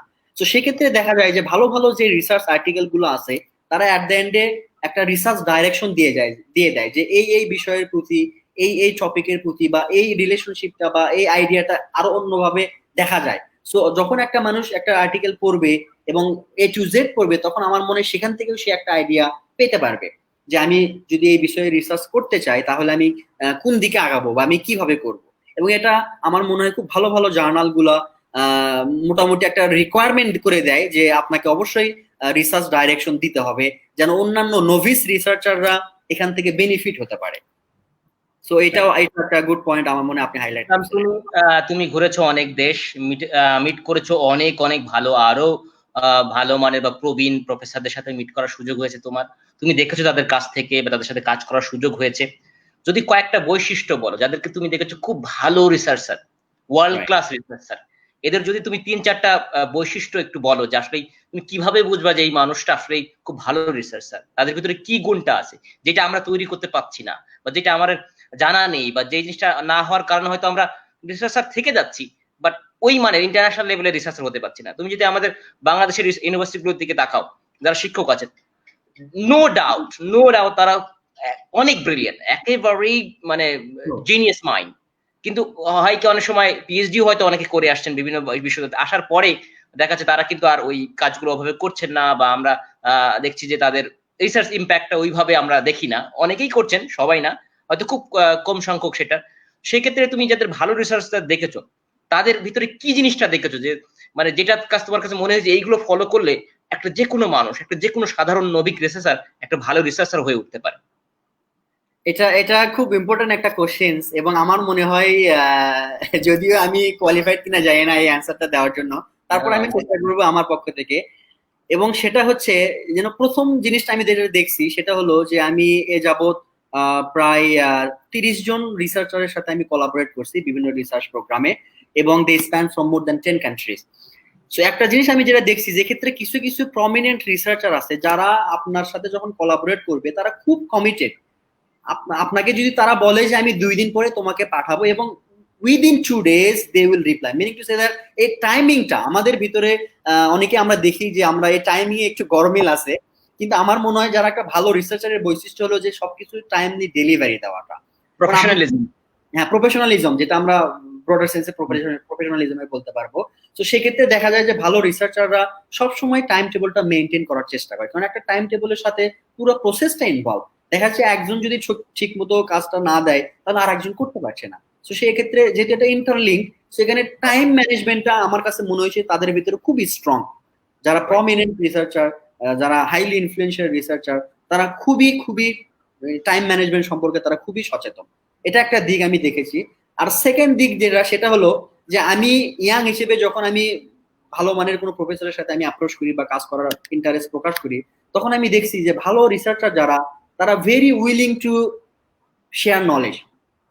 সো মানেটা এমন হয়েছে যারা আমাকে খুব সুন্দরভাবে আমার কাজটাকে তারা স্ক্রুটিনাইজ করে, তারা আমাকে সাজেশনও দেয় যেটাকে আমি কিভাবে ওভারকাম করতে পারবো। সো এই যে একটা ফুল বেনিফিটস প্যাকেজ আমি পাচ্ছি, এটা একটা ভালো রিসার্চারের বৈশিষ্ট্য। আপনি শুধু প্রবলেমকে হাইলাইট করবেন না, আপনি এই প্রবলেমের পটেনশিয়াল সলিউশনটা কি হবে সেটাও আপনি আপনার ইয়াং জেনারেশনকে বলে দিচ্ছেন, যেন তারা ওইখান থেকে ডিভিয়েট হতে না পারে। সো এটাও আমার কাছে একটা খুব ভালো ক্যারেক্টার, ভালো একটা বৈশিষ্ট্য মনে হয়েছে যারা highly expert, highly influential researcher, কারণ তারা আপনাকে গাইড করবে, তারা আপনাকে প্রপার ওয়েতে এগিয়ে নিয়ে যাবে, এবং এক্ষেত্রে তারা খুব ক্লিয়ার, এবং এক্ষেত্রে তারা খুবই খুবই আমি যেটা বলবো যে ইনক্লুসিভ। তারা তারা খুব ডিটেলস ভাবে আপনাকে প্রসিডিওর বলবে, তারা আপনাকে অনেক কিছু আইডিয়া দেবে। এবং আরেকটা জিনিস আমি যেটা দেখছি সেটা হলো যে এই যে নেটওয়ার্কিং, কোলাবোরেশন বা নেটওয়ার্কিং এমন হাইলি ইনফ্লুয়েন্সিয়াল, আপনি যদি রিয়েলাইজ করেন যতগুলো হাইলি ইনফ্লুয়েন্সিয়াল পিপল আছে, সেক্ষেত্রে দেখা যায় যে তাদের নেটওয়ার্কটা এত স্ট্রং যে আমার মনে হয় যে দুনিয়ার প্রায় 120-30টা দেশেও তাদের কোলাবোরেটর আছে। সো তারা তাদের ডাইনামিক আইডিয়া, তাদের ডাইনামিক ক্যারেক্টারিস্টিক দ্বারা তারা অন্যান্য রিসার্চারদেরকে তারা ব্রিং টুগেদার, তারা একটা প্ল্যাটফর্মে, সিঙ্গেল প্ল্যাটফর্মে নিয়ে আসার ক্যাপাসিটি তাদের মধ্যে আছে। এই যে একটা লিউক্রেটিভ ক্যারেক্টারিস্টিক্স ভালো ভালো ইনফ্লুয়েন্সিয়ালের মধ্যে আছে, এটা আমার মনে হয় অনেকের মধ্যেই নাই, অনেক রিসার্চারের মধ্যেই নাই। কারণ অনেকের সাথে কাজ করার যে একটা অ্যাবিলিটি, এটাও কিন্তু একটা বিশাল স্কিলের ব্যাপার। কারণ অনেক সময় দেখা যায় যে অনেক রিসার্চারই আপনার আরেকজনের সাথে কাজ করতে পারে না, they have some misunderstanding and something like that. So in that perspective দেখা যায় যে ভালো ভালো ইনফ্লুয়েন্সিয়াল রিসার্চাররা, তাদের ক্যাপাসিটি আছে যে কেমনে হিউজ পুল অফ রিসার্চারকে একটা প্ল্যাটফর্মে নিয়ে আসা যায়। সো তাদের সেই স্কিলটা আছে। সো এই জিনিসটা আমি রিয়েলাইজ করছি যে তারা অন্যান্য পিপলকে বিভিন্ন ব্যাকগ্রাউন্ড থেকে তারা একটা প্ল্যাটফর্মে নিয়ে আসার মতো তাদের ক্যাপাসিটি, তাদের আইডিয়া আছে আর কি। সো এই তিনটা জিনিস আমার মনে হয় মোস্ট অফ দ্য কেসে আমরা দেখতে পারবো যারা ইনফ্লুয়েন্সিয়াল বা হাইলি সিগনিফিকেন্ট রিসার্চার। আসলাম, আমরা পরবর্তী প্রশ্ন যাওয়ার আগে আমরা কয়েকটা কমেন্ট দেখে নেব। আমাদের তোমার অনেক শুভাকাঙ্ক্ষীরা যারা অনেক নলেজেবল, অনেক ডক্টর, সবাই এখানে তোমাকে উইশ করেছে। আমাদের আশিকুল নবী ভাই আছেন, তারপরে ডক্টর মেহেদি মাসুদ আছেন, তারপরে বাশার আলিম ভাই আছেন, সবাই দোয়া করেছেন, সবাই তোমার সম্পর্কে জানেন। সোহেল ভাই আছেন। তবে কয়েকটা প্রশ্ন আছে, রাকিব আছেন। কয়েকটা প্রশ্ন হচ্ছে, একটা বিষয় তুমি হয়তো মেনশন করেছো কিনা আমি ভুলে গেছি, সেটা হচ্ছে অনার্সে যে স্কলারশিপটা পেয়েছিলে সেটা কি ছিল? অনেকে বলছে এটা কি এমআইএস ছিল নাকি এটা কি কোন স্কলারশিপ ছিল? এটা কোন স্কলারশিপ যদি একটু বলো। হ্যাঁ, আমি এটা একটু জাস্ট লেবার, সেটা হলো যে মালয়েশিয়াতে যে খাজানা ন্যাশনাল বারহাট একটা আছে, যেটা মালয়েশিয়ান গভর্নমেন্ট লিঙ্ক কোম্পানি আমরা বলি। সো এই খাজানা ন্যাশনাল বারহাট বাংলাদেশের গ্রামীণ ব্যাংকের সাথে লিয়াজু করে একটা স্কলারশিপ দিত বাংলাদেশে, যেটা currently not functioning due to some reasons. So ওইটা আসলে ছিল খাজানা ন্যাশনাল বারহাটের এবং গ্রামীণ ব্যাংকের যৌথ একটা প্রচেষ্টায়। এক্ষেত্রে ফুল ফান্ডিংটা আসছে আসলে খাজানা ন্যাশনাল, যেটা মালয়েশিয়ান গভর্নমেন্ট একটা কোম্পানি থেকে, এবং কোলাবোরেটটা করছে বাংলাদেশের গ্রামীণ ব্যাংক। সো গ্রামীণ ব্যাংকে আসলে রিক্রুটমেন্ট অফ স্টুডেন্টস অ্যারেঞ্জ করছে। আচ্ছা, দেখে নেব আমাদের পরবর্তী প্রশ্ন। সেটা হচ্ছে, I am a major in accounting student, completed my MBA here in Bangladesh but no research experience, how can I increase my research experience right now? Aslam. Okay, that's a very interesting questions, and congratulations for finishing MBA. That's really impressive. আর আমার যেটা মনে হয় যে আসলে research শুরু করার ক্ষেত্রে আমাদের কিছু ক্রাইটেরিয়া বা আমাদের কিছু বেসিক নলেজ রিসার্চ সম্পর্কে থাকা উচিত। কারণ রিসার্চটা হচ্ছে একটা সায়েন্টিফিক প্রসিডিউরস। এটা এমন না যে আমরা সকালে চিন্তা করলাম বা বিকেল বেলা সেটা করে ফেললাম, এরকম কিছু না। এটা একটা সায়েন্টিফিক ওয়েতে যায়। সো আমার পরামর্শ হবে স্বপ্নকুমার রায়ের কাছে, সেটা হলো যে আপনি যেহেতু এমবিএ কমপ্লিট করছেন, আমার মনে হয় এখন আপনাকে যেটা ফোকাস করতে হবে সেটা হলো যে আপনি দুই একটা শর্ট কোর্স রিসার্চ রিলেটেড করতে পারেন একটা বেসিক আইডিয়া নেওয়ার জন্য। কারণ আপনি যদি একটা আইডিয়া না থাকে রিসার্চ সম্পর্কে, তাহলে তো আপনি একটা রিসার্চ করতে পারবেন না। তো সেক্ষেত্রে আপনাকে আন্ডারস্ট্যান্ড করতে হবে, আপনাকে বুঝতে হবে যে রিসার্চটা কি, এটা কিভাবে করতে হয়, এবং অন্যান্য যে আনুষঙ্গিক বিষয়গুলো আছে রিসার্চ রিলেটেড। সো এই জিনিসটা জানার জন্য আমার মনে হয় যে আপনার এখন প্রথম স্টেপ যেটা হবে সেটা হচ্ছে কিছু ওয়ার্কশপে জয়েন করা, কিছু সেমিনারে যাওয়া, কিছু কনফারেন্সে যাওয়া, গিয়ে সেখানে দেখা এবং সেখান থেকে কিছু আইডিয়া নেওয়া। এবং as far as I no যে লিঙ্ক উইথও বাংলাদেশে বেশ কয়েকটা রিসার্চ ওয়ার্কশপ করছে এবং তারা বিভিন্ন ভাবে যারা রিসার্চ করতে চায় তাদেরকে হেল্প করতেছে। সেই এক্ষেত্রে আমার মনে হয় যে স্বপ্নকুমার রায়, আপনি লিঙ্ক উইথের যে প্রোগ্রাম গুলো আছে, যে সার্ভিস গুলো আছে বাংলাদেশে, আপনি সেটাকে ইউটিলাইজ করতে পারেন। আমার মনে হয় তাহলে আপনি রিসার্চ এক্সপিরিয়েন্স থাকা না থাকা সত্ত্বেও আপনি মনে হয় এলিজিবল হবেন একটা রিসার্চ করার জন্য। এবং এক্ষেত্রে একটা জিনিস আপনাকে মনে রাখতে হবে, সেটা হচ্ছে প্যাশন। আপনি রিসার্চটা আসলে একটা প্যাশনসের বিষয়। এটা আসলে এর ফ্রুটটা পেতে আপনাকে অনেক সময় অপেক্ষা করতে হবে, আপনাকে ওয়েট করতে হবে, আপনাকে এফোর্ট দিতে হবে, এবং এটার জন্য হয়তো বা আপনাকে কিছু ইনভেস্টও করতে হবে, maybe in terms of monetary or some other aspects, but it's not impossible, it's really possible, it's really easy if you are into it. স্বপ্নকুমার, আপনি বোধহয় আপনার উত্তরটা পেয়েছেন। আর এখন তো দেখলেন আরো অনেক অনেক রিসার্চার রয়েছে, আমাদের ডক্টর আসলাম রয়েছেন মালয়েশিয়াতে, এছাড়া শত শত বাংলাদেশিরা আছে। যোগাযোগ করতে পারেন, চেষ্টা করতে পারেন, অ্যাপ্রোচ করতে পারেন। রাইট ওয়েতে অ্যাপ্রোচ করলে আমার বিশ্বাস তারা সবাই আপনাকে রিপ্লাই করবে, হেল্প করবেন। আমরা এখানে আছি, যারাই আছি তারা চেষ্টা করি যে বাংলাদেশে যারা তরুণরা শিখতে চায় তাদেরকে হেল্প করার জন্য। এ পর্যায়ে আসলাম, আমাদের আর একটা প্রশ্ন আছে, সেটা হচ্ছে সালমান ফার্সি থেকে। যদি এই প্রশ্নটা হচ্ছে, is full funded scholarship available in Malaysia for PhD program? যদি একটু বলো। Okay, that's a very good question. এবং when it comes to scholarship, I have to be very skeptical about it, because nowadays getting a scholarship is really difficult, not only in Malaysia, even across the world, and even the situation has worsened because of this COVID-19. এবং yes, মালয়েশিয়াতে PhD করার জন্য এখনো scholarship আছে, সেটা বিভিন্ন ফর্মে আছে। যেমন এটা in terms of graduate research assistant হিসেবে হতে পারে, এটা in terms of normal RA হিসেবে হতে পারে, অথবা এটা ইন টার্মস অফ একটা কোনো ফান্ডেড প্রজেক্ট থেকে হতে পারে। সো পিএইচডির জন্য, ইভেন মাস্টার্স বাই রিসার্চের জন্য মালয়েশিয়াতে আমার মনে হয় as far as I no যথেষ্ট অপরচুনিটি আছে, কিন্তু সেক্ষেত্রে আপনার রিসার্চ প্রপোজালটা বা সেক্ষেত্রে আপনার রিসার্চ আইডিয়াটা, আপনি কোন বিষয়ের উপর পিএইচডি করতে চান, এটাও একটা ফ্যাক্টর। যে আপনি ফান্ডিং যখন অ্যাপ্লাই করবেন তখন তারা বেস্ট অফ দ্য বেস্ট প্রপোজালটাকে পিক করে। তো সেক্ষেত্রে আপনার রিসার্চ কনসেপ্ট, আপনার আইডিয়া, আপনি কি করতে চান, এই বিষয়গুলো ইম্পর্টেন্ট ফুল ফান্ডেড পিএইচডি করার জন্য।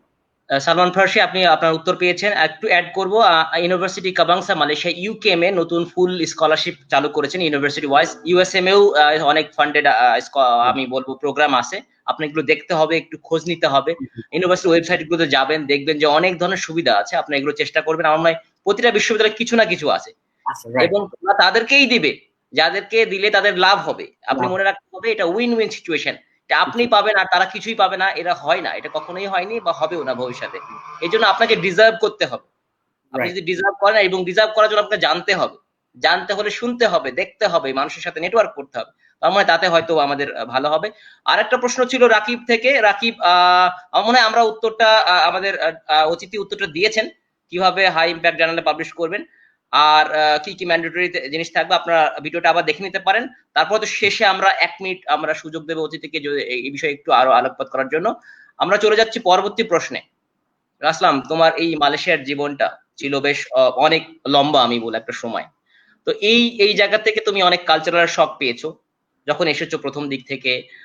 তারপরে হচ্ছে যে এনভায়রনমেন্টটা তুমি ফেস করছো বাংলাদেশে, বা যেভাবে বাংলাদেশের মানুষগুলো আমরা চিন্তা করি, বা আমাদের কলেজ বা আমাদের পড়াশোনার যে এনভায়রনমেন্ট গুলো, সেখান থেকে একটু হয়তো আলাদা ধাঁচের একটা বিষয়। হ্যাঁ, তো এখানে অবশ্যই অনেক কিছু শেখার সুযোগ ছিল বা পেয়েছো, যেগুলো হয়তো আমাদের বাংলাদেশে যে সমস্ত তরুণরা পড়ছে, আমাদের ইউনিভার্সিটি পড়ছে বা ইউনিভার্সিটি কলেজগুলোতে পড়ছে, লক্ষ লক্ষ ছেলে মেয়ে, তাদের হয়তো এই এই এনভায়রনমেন্টটা পাওয়ার সুযোগ হয় না। তুমি নিজে পেয়েছো, এখন আবার যে বিশ্ববিদ্যালয়গুলো আছে সেখানে পড়াচ্ছ। তো এখন অনেক কিছুই তো আমরা শিক্ষকদের কাছ থেকে পাই না। তো যেখানে আমরা যদি বাংলাদেশের পরিস্থিতিতে আমাদের এই তরুণরা যদি অনেক ক্ষেত্রে ইউনিভার্সিটি ইনফ্রাস্ট্রাকচার থেকে না পেয়ে থাকি, তার কি অল্টারনেটিভ হতে পারে এই ইন্টারনেটের যুগে? এখানে কি আমরা এক্সকিউজ দেওয়ার সুযোগ আছে যে আমাদের তো ইউনিভার্সিটিতে সুযোগ নেই, বা রিসার্চ তো করানো হয় না, রিসার্চ সম্পর্কে কোনো আইডিয়া নেই? তাহলে আমরা এই যে ইন্টারনেট, যেখানে ইউটিউবে সবকিছু আছে বা এটা আছে, এই জায়গা থেকে তুমি যদি একটু বলো ওদেরকে যে মানে ইউনিভার্সিটি না দিলেও মানে সম্ভব, মানে এই এই এই এর কোনো উত্তর তোমার কাছে আছে কিনা, বা এরকম কিছু যদি তুমি সাজেস্ট করো ইয়াংদের জন্য। থ্যাংক ইউ ডক্টর মাহফুজ ভাই। এটা এটা আসলে খুব ইম্পর্টেন্ট একটা কোশ্চিন, এবং এটা মনে হয় আমার মনে হয় অনেকের জানা উচিত। প্রথম আমার আমার অ্যান্সারটা হবে যে আসলে এখনকার যুগে, আমরা এই টেকনোলজির যুগে, যেখানে আমরা ফোর্থ ইন্ডাস্ট্রিয়াল রিভলিউশন থেকে ইভেন ফিফথে যাব ভেরি সুন, সেক্ষেত্রে আসলে এক্সকিউজ দেওয়াটা আমার মনে হয় নট এ গুড রিজন। এবং এটা ট্রু যে আমাদের পার্সপেক্টিভে, আমাদের দেশের পার্সপেক্টিভে আমাদের কিছু লিমিটেশন আছে। আমরা চাইলেও হয়তো অনেক কিছু করতে পারি না because of lack of resources and opportunities. আর এক্ষেত্রে অল্টারনেটিভ যেটা উপায়, সেটা হলো যে আমাদেরকে অবশ্যই যে সেকেন্ডারি সোর্স গুলো আছে, যেমন ধরেন আমার হয়তো বা ফেস টু ফেস লার্নিং এর সুযোগ হচ্ছে না, বা আমার হয়তো বা এরকম কোনো কোর্সের সুযোগ নেই, সেক্ষেত্রে আমার মনে হয় সেকেন্ডারি সোর্স, যেমন আমরা এই যে থ্রু ইন্টারনেট, থ্রু ইউটিউব এবং বিভিন্ন চ্যানেল এবং বিভিন্ন university nowadays they also offer short term research related courses and programs and so on. তো আমার মনে হয় এই জিনিসগুলো বাংলাদেশের যেহেতু বাংলাদেশের ছেলেপেলে যেহেতু আপনার খুব ইন্টারেস্টেড, তারা মনে হয় এই জিনিসগুলো এক্সপ্লোর করতে পারে। এবং from my side, even today, even now days, আমার আমি যেটা করি সেটা হলো অনেক জিনিস আমি এখনো বুঝি না। রিসার্চের ক্ষেত্রে অনেক জিনিস দেখা যায় যে আমি বুঝতেছি না, বা তারা এই জিনিসটা কিভাবে করছে, তখন আমি সিম্পলি জাস্ট গুগলে সার্চ দিই, অথবা আমি ইউটিউবে দেখি যে এটাকে কিভাবে তারা এক্সপ্লেন করছে, বা এটার অ্যান্সারটা কিরকম হয়েছে। তো এখনো আমি এই জিনিসটা করি। সো এটা, আর যেহেতু ইন্টারনেটের সুবিধে, এবং ইন্টারনেটের সুবিধে ওয়ার্ল্ডের যে কোনো প্রান্ত থেকে আমি যে কোনো জিনিস শিখতে পারি, সো এক্ষেত্রে আমার মনে হয় ইউনিভার্সিটিকে বা ইনফ্রাস্ট্রাকচারকে দোষারোপ করাটা টোটালি ঠিক হবে না। কারণ এক্ষেত্রে আমাদের নিজেদেরও কিছু অল্টারনেটিভ উপায় বের করে নিতে হবে। এবং সেকেন্ড পয়েন্ট যেটা, সেটা হচ্ছে যে লিমিটেশন দুনিয়ার সব জায়গাতেই আছে। আমরা যেখানেই যাই না কেন, যে দেশে যাই না কেন, কিছু সার্টেন লিমিটেশন সেখানে থাকবে। এই লিমিটেশনটাকে আমরা কিভাবে ইউটিলাইজ করে আমাদের বেস্টটা দিতে পারবো, এটা কিন্তু একটা রিসার্চারের ভালো একটা ক্রাইটেরিয়া, ভালো একটা কোয়ালিটি, ভালো একটা গুণ আমার মনে হয় আর কি। কারণ লিমিটেশন ছাড়া মানুষ নাই, লিমিটেশন ছাড়া রিসার্চারও নাই। সো লিমিটেশন থাকবে, এবং সেটাকে আমরা কিভাবে মিটিগেট করে বা সেটাকে কিভাবে মিনিমাইজ করে আমরা ইউটিলাইজ করতে পারবো, সেটা হচ্ছে একটা ফ্যাক্ট। এবং ইন্টারনেটের যুগে আমার মনে হয় যে সবকিছুই সম্ভব, যদিও সেটা হয়তো একটু লেস ইফেক্টিভ, কিন্তু ইটস পসিবল। আমরা বিভিন্ন মেথোডোলজি, বিভিন্ন টেকনিক বা বিভিন্ন যে রিসার্চ রিলেটেড জিনিসগুলো আছে সেগুলো আমরা ইজিলি ইউটিউবের মাধ্যমে জানতে পারবো, ইন্টারনেটের মাধ্যমে জানতে পারবো। আমরা অনেক সময় দেখা যায় যে ফেসবুকে ঘন্টা পর ঘন্টা সময় ব্যয় করতেছি, সেই সময়টা কিন্তু আমরা এইসব ক্ষেত্রে যদি ব্যয় করি তাহলে কিন্তু সেটা প্রোডাক্টিভ হিসেবে কাউন্ট হবে, কারণ আপনি একটা সেভারেল আওয়ার স্পেন্ড করতেছেন একটা মেথড বা একটা টেকনিক শেখার জন্য। তো এক্ষেত্রে আমার পরামর্শ হবে যে আমাদের কি আছে কি নেই সেটার দিকে না দেখে আপনি না থাকা সত্ত্বেও কিভাবে কিছু করতে পারতেছেন কিনা এটার দিকে নজর দেওয়া। আমার মনে হয় তাহলে অনেক প্রবলেম আমরা মিটিগেট করতে পারবো, ইন্টেনশনালি অর আনইনটেনশনালি। আচ্ছা, আর একটা বিষয় যেটা আমরা একটু তরুণদের নিয়ে বলবো সেটা হচ্ছে আন্ডার গ্রাজুয়েট। আমরা পিএইচডি রিসার্চ দিকে গবেষণা মানে ফোকাস করেছি, যেহেতু আমাদের বিষয়টা স্কলার আলাপ। তো তারপরেও একটু তাদের জন্য যে যারা আন্ডার গ্রাজুয়েট বাহিরে করতে চায়, তাদের তো আসলে রিসার্চের বিষয়টা থাকে না, যেটা থাকে সেটা অন্য অন্য কোয়ালিফিকেশন। সে যে কোনো জায়গায় আন্ডারগ্রেড করতে চায়। মনে করো যে একটা মধ্যবিত্ত মানুষের অথবা বড় যারা যাদের সামর্থ্য আছে তারাও, তো যারা আন্ডার গ্রাজুয়েট বাইরে করতে চায় এই অল্প বয়সে, এই ইয়াং এজে, যারা বাইরে যেতে চায় বা স্বপ্ন দেখতে চায় হার্ভার্ডে, অক্সফোর্ড বা ক্যামব্রিজে পড়তে চায়। আমি একটু বিষয় শেয়ার করি। কয়েকদিন আগে আমাদের এলাকার একটা ছেলে, খুবই জিনিয়াস একটা ছেলে, দেখলাম যে সে ফেসবুকে দেখলাম লেখালেখি করছে যে সে অক্সফোর্ডে বা হার্ভার্ডে যেতে চায়। এই যে স্বপ্নগুলো, স্বপ্ন, হ্যাঁ, ওইগুলো যদি কেউ এগোতে চায়, তার আসলে কখন থেকে প্রিপারেশন শুরু করা উচিত? যদি সে অনার্সের জন্য মনে করো বাইরে যেতে চায়, কখন থেকে মোটামুটি একটা প্রিপারেশন নিতে পারে? কারণ এখন তো ইন্টারনেটের কারণে সে মানে এসএসসি বা এসএসসির আগেই তারা তো খোঁজ নিতে পারে। যেমন আমরা কিন্তু রেজাল্ট পেয়েছি ইন্টারনেটে না, আমাদের স্যাররা এসে রেজাল্ট দিয়েছে, আমরা শুনেছি। থেকে দেখে নিতে হয়েছে আমাদের। আমার বিশ্বাস তারা আমাদের যারা নতুন প্রজন্ম, যারা মিলেনিয়ালস, তারা অবশ্যই এই বিষয়ে অনেক দক্ষ, কিন্তু তাদের কখন থেকে শুরু করতে হবে, মানে সিরিয়াসনেসটা কখন থেকে আসতে হবে যদি অনার্স এর জন্য বাইরে আসতে চাই, এটা যদি একটু বল।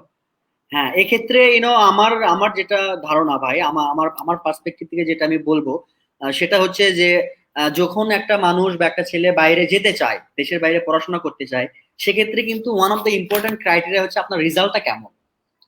আর এক্ষেত্রে যে রেজাল্ট আমরা দেখি সেটা হচ্ছে এসএসসি এবং এইচএসসি, আপনার ব্যাচেলার ডিগ্রির জন্য। সো এই দুইটা রেজাল্ট আসলে কাউন্ট করা হয়। সো আমার যেটা মনে হয় যে কারো যদি পারপাস থাকে, কারো যদি ইচ্ছা থাকে সে দেশের বাইরে পড়াশোনা করবে, তাহলে কিন্তু আমরা ফোকাসটা এসএসসির আগে থেকেই দিতে হবে।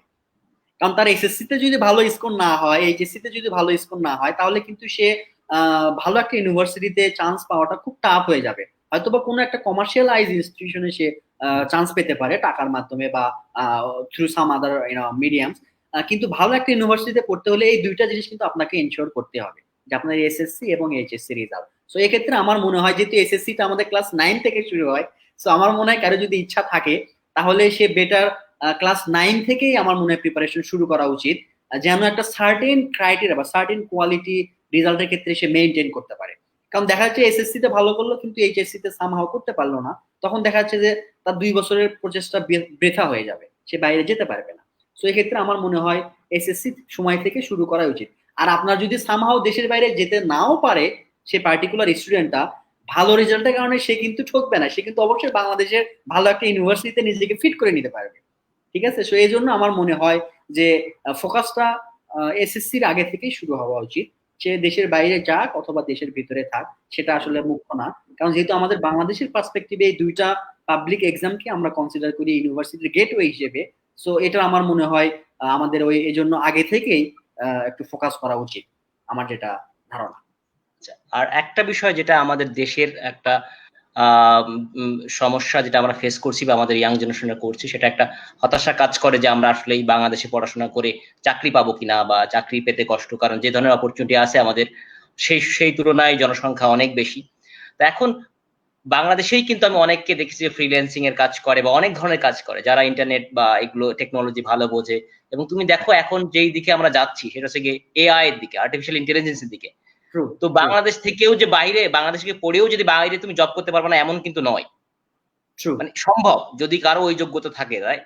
সেই ক্ষেত্রে যদি তোমার একটু আলোকপাত যদি এখানে একটু বলো যে আসলে বাংলাদেশে পড়েও ওয়ার্ল্ড ক্লাস বা মানে গ্লোবাল সিটিজেন হওয়া সম্ভব, এবং গ্লোবাল সিটিজেন হিসেবে তুমি ওই জবটা করতেও পারো, এই বিষয়ে যদি তুমি একটু বলো। আর রাইট, এটা খুব ইন্টারেস্টিং একটা কোশ্চেন, এবং আমি শুধু বাংলাদেশি হিসেবে বলতেছি না, আমার মনে হয় অনেকে অবগত ইভেন বাই সাম ফরেনার্স, যে বাংলাদেশের স্টুডেন্টরা তাদের একটা সার্টেন কোয়ালিটি আছে আমার যেটা মনে হয়, এবং আমার মনে হয় যে আমার থেকেও অনেক ট্যালেন্টেড পোলাপান, অনেক ট্যালেন্টেড ছেলেপেলে বাংলাদেশে আছে, কিন্তু হয়তোবা সামহাও অপরচুনিটির অভাবে তারা হয়তোবা তাদের সেটাকে বিকশিত করতে পারে নাই।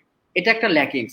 এবং আপনি যেটা বললেন যে গ্লোবাল সিটিজেন হওয়ার সুযোগ আছে কিনা বাংলাদেশ থেকে, আমি রিসেন্টলি যে নিউজগুলো দেখলাম তাতে আসলে বাংলাদেশের পারফরমেন্স এক্সিলেন্ট। কারণ আমরা দেখলাম যে নর্থ সাউথ ইউনিভার্সিটি থেকে বেশ কয়েকজন আপনার গুগলে জব করছে, মাইক্রোসফটে জব করছে, তারপর আরো পাবলিক ইউনিভার্সিটি শাহজালাল বিজ্ঞান বিশ্ববিদ্যালয় থেকে অনেকেই ইভেন নাসার মতো প্রজেক্টে তারা কাজ করার সুযোগ পাইছে বা কম্পিটিশনে উইন হয়েছে। সো এক্ষেত্রে আমার যেটা মনে হয় যে বাংলাদেশ থেকে করলে যে বাইরে গিয়ে আমি চাকরির সুযোগ পাবো না বা আমার লিমিটেশন আছে, এটা একেবারেই ঠিক না। তবে এক্ষেত্রে কম্পিটিশনটা খুব ফিয়ার্স হবে, কারণটা হচ্ছে যে বাংলাদেশ থেকে আমরা অনেক কিছু হয়তোবা ওয়ার্ল্ড ক্লাসে যদি আমরা প্যারামিটারে মাপি, সেক্ষেত্রে দেখা যাচ্ছে হয়তোবা আমরা নট ইকুইভ্যালেন্ট। সো সেক্ষেত্রে আমাদের অ্যাডিশনাল কিছু কোয়ালিটি যদি থাকে, তাহলে আমার মনে হয় এটা it's not impossible, it's really possible. আর আমাদের এক্সাম্পল তো আমাদের সামনেই আছে, আমাদের বাংলাদেশ থেকে অনেক ছেলে মেয়ে বিদেশে গিয়ে তারা ওয়ার্ল্ডের বেস্ট বেস্ট কোম্পানিতে বা বেস্ট ইয়েতে তারা জব করছে বা তারা নিজেকে ফিট করতে পারছে। সো এটা আমার মনে হয় টোটালি পসিবল, যদি সে নিজেকে ওইভাবে তৈরি করে। তো নিজেকে ওইভাবে তৈরি করতে পারলে আমার মনে হয় এটা রিয়েলি ইজি। চমৎকার চমৎকার চমৎকার আলোচনা। সোহেল ভাই, আমাদের এমডি সোহেল রানা, উনি একটা প্রশ্ন করেছেন, প্রশ্নটা নিয়ে নেব। যদি তুমি দেখো যে how would you suggest our public universities in Bangladesh to promote research and development program in the academic programs? প্রথম প্রশ্ন। দ্বিতীয়টা হচ্ছে how the research should be given importance in the industry sector to make collaboration with universities. তো দুইটা প্রশ্ন। প্রথমটা হচ্ছে কিভাবে পাবলিক বিশ্ববিদ্যালয়গুলো রিসার্চ প্রমোট করতে পারে বা ডেভেলপ করতে পারে, আর কিভাবে তারা ইন্ডাস্ট্রির সাথে মানে কোলাবোরেট করতে পারে, এইটা যদি একটু তুমি বলো। আর মালয়েশিয়ার অভিজ্ঞতা থেকে সেই আলোকে তুমি যদি বা অন্য ওয়ার্ল্ড অভিজ্ঞতা থেকে তুমি একটু শেয়ার করো। That's right. এক্ষেত্রে আমার যেটা মনে হয়েছে, কোশ্চেনটা খুব ইমপ্রেসিভ এবং এটা আসলে একটা টকের মতো লেন্থ লাগবে, কারণ এটা আসলে শর্টকাটে অ্যান্সার দেওয়া আমার মনে হয় not possible even from some expert.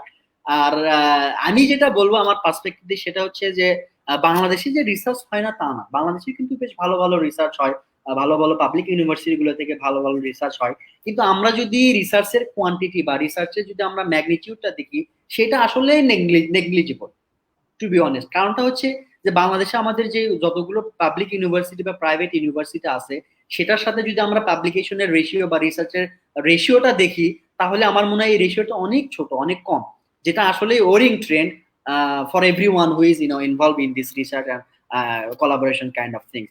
So এক্ষেত্রে আমার যেটা মনে হয়, আমি এক্স্যাক্টলি জানি না যে বাংলাদেশে যে ইউজিসি আছে তাদের পলিসিটা কি, তারা কিভাবে এগোচ্ছে বা তাদের ফিউচার প্ল্যানটা কি।